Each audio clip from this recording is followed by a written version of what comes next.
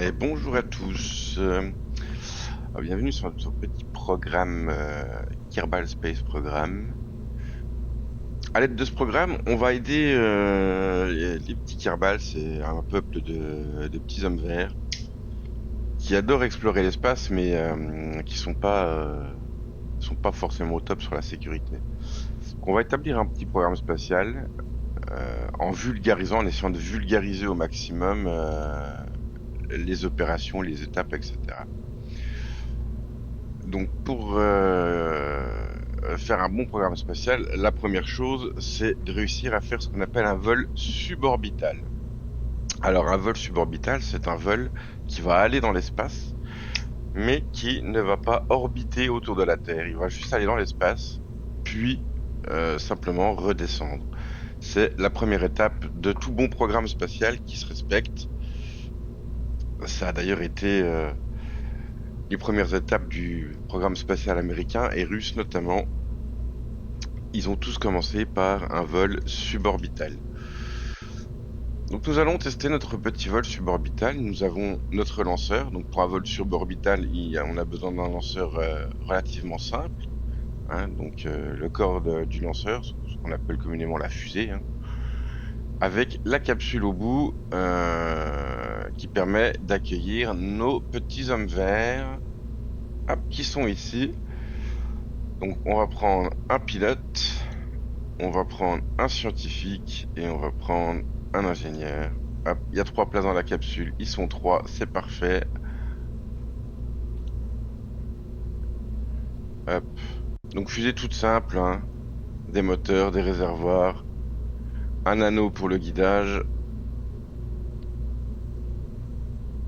et la capsule et le parachute. Voilà.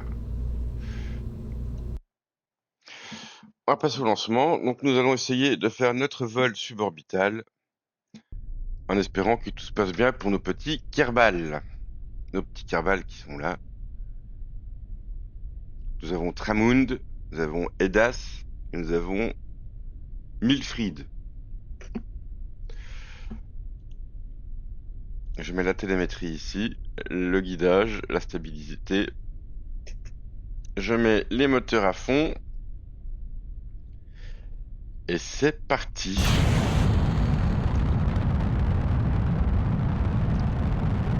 On va partir vers l'est. Donc on tourne la fusée. 90 degrés est. Là on voit qu'on prend de la vitesse, hein. Là on voit notre altitude. Alors c'est à l'échelle, hein. C'est échelle réduite mais c'est à l'échelle. Là on voit que la contrainte aérodynamique génère de l'échauffement sur la fusée. Donc c'est l'échauffement dû à la vitesse de l'engin qui frotte contre l'atmosphère. Donc on réduit les moteurs.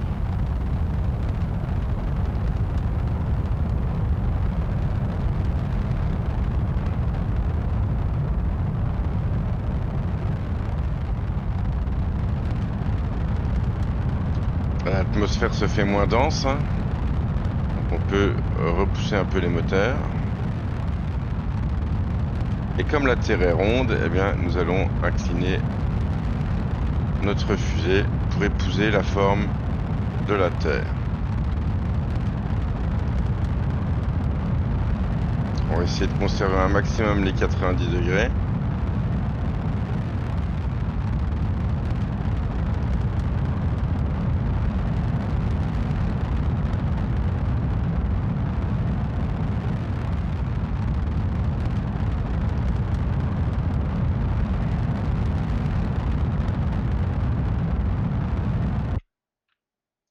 Je coupe mes moteurs.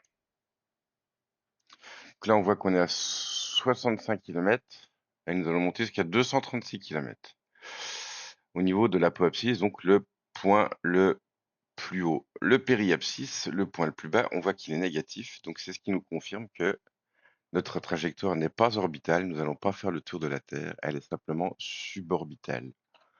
On regarde la carte et on s'aperçoit sur le tracé vert donc qu'effectivement notre trajectoire ne fait pas le tour de la Terre, mais simplement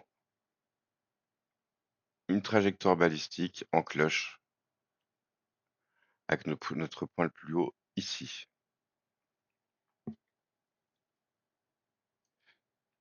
Donc là, moteur coupé, mais vous voyez, on continue de monter, hein.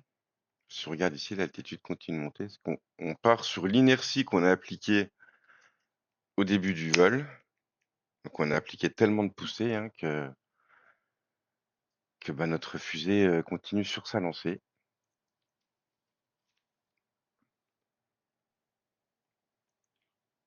Nous allons revenir qu'avec la capsule, évidemment. Donc nous allons séparer l'ensemble.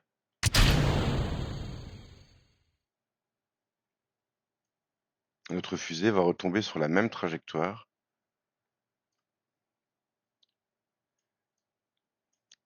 Et pour éviter tout échauffement de la capsule, on va présenter face à la rentrée atmosphérique le bouclier thermique.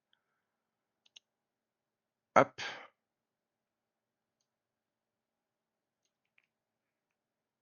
Bien que normalement, on ne devrait pas rentrer à une vitesse très excessive. Bon, là, on ralentit, c'est normal, on monte, hein. Donc, objet lourd, attiré par l'attraction terrestre, qui monte, donc qui ralentit.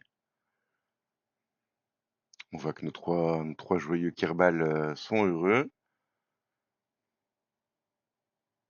Nous allons atteindre le point le plus haut dans 2 minutes 35. Donc là, on peut voir, hein. Hop, on monte. Le petit trait vert correspond à la communication radio avec le sol.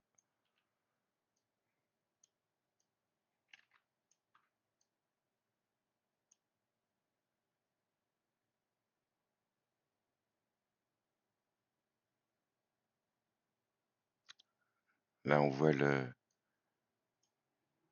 lanceur qui nous a amené ici. Donc, on va passer du côté non éclairé.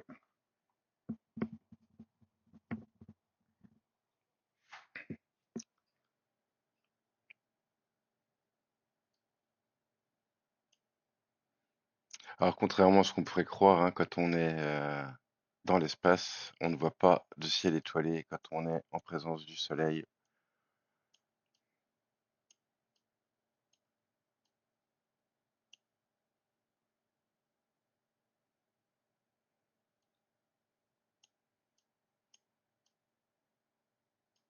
On voit là-haut Vénus, si vous le voyez bien.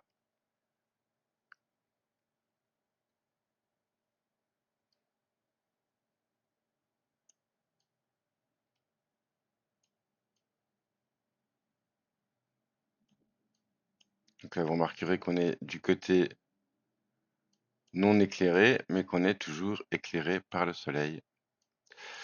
C'est ce qui explique que parfois, quand vous êtes sur Terre, on vous a sûrement déjà dit que vous pouviez voir la Station spatiale internationale à la tombée de la nuit, ou peu de temps après la tombée de la nuit, quand elle passe au-dessus de chez vous. Eh bien, c'est parce qu'il fait nuit chez vous, mais la station étant à 400 km d'altitude, elle est toujours éclairée par le soleil, qui reflète ses rayons sur les panneaux solaires, et c'est ce qui fait que vous voyez ce petit point se déplacer dans le ciel. Là, on voit qu'on va atteindre le point, notre apoapsis dans 18 secondes, et qu'on va commencer à redescendre dans 18 secondes.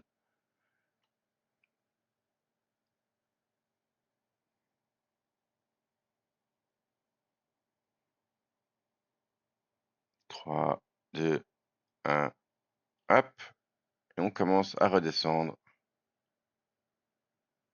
et donc à reprendre de la vitesse.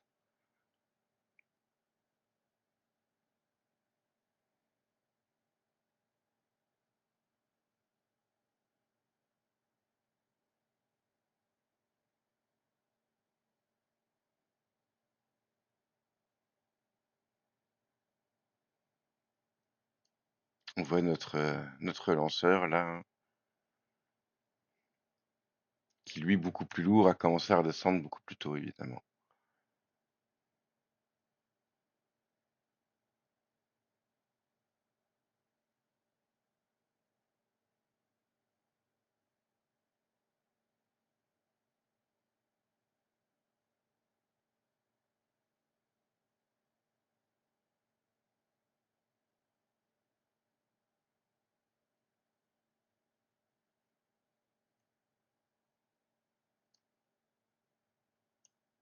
On va leur allumer la lumière, les pauvres. Hop. Ils sont tout contents, regardez.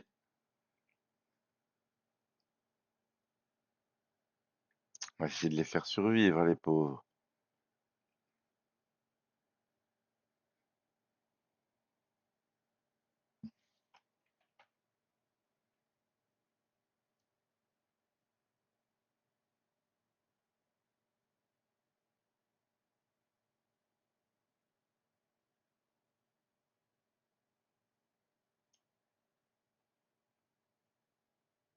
Vous avez la lune ici.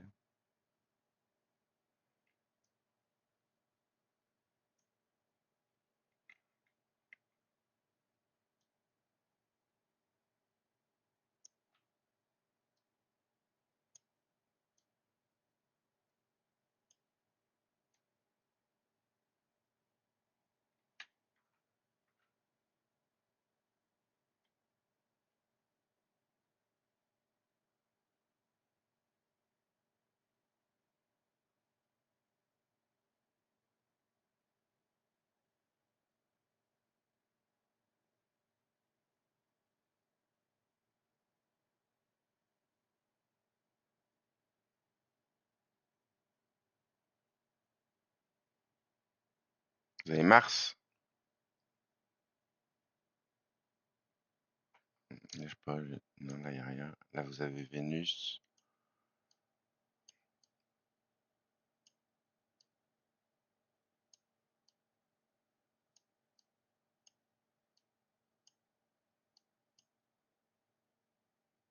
Vous avez Jupiter ici.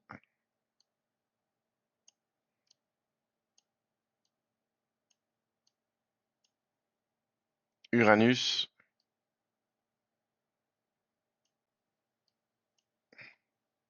C'est toujours Uranus, ouais.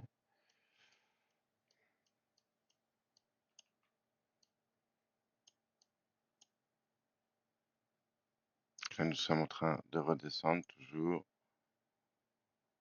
Saturne.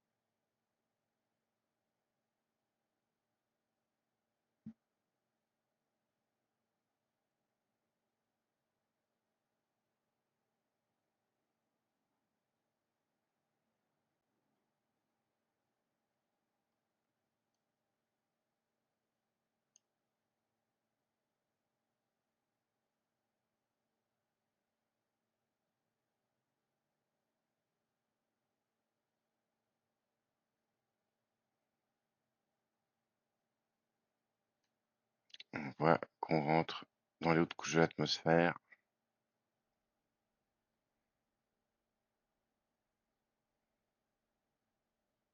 Le bouclier chauffe, vous voyez, il devient rouge.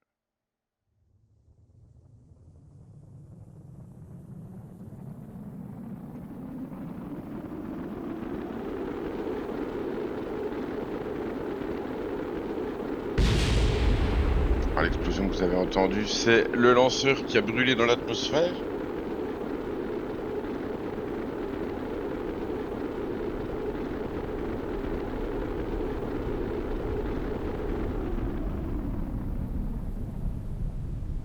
Alors là, l'échauffement n'a pas duré très longtemps parce qu'on n'allait pas si vite. Et on est rentré avec un angle quand même très marqué. Donc ça a beaucoup chauffé, mais pas très longtemps.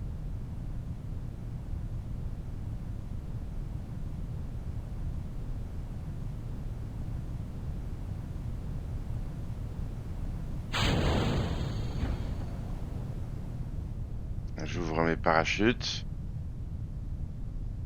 qui nous ralentissent sans se déployer complètement pour pas qu'ils s'arrachent.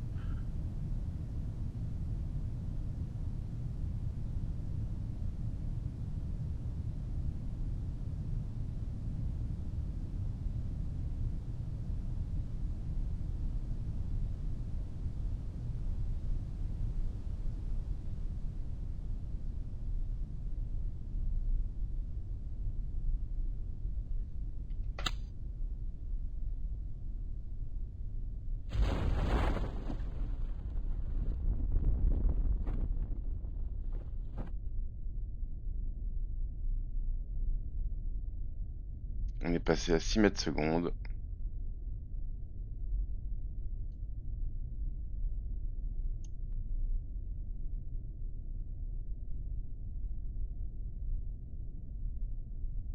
Vous pouvez constater, il y a des restes de notre lanceur. Et nous allons atterrir dans l'océan.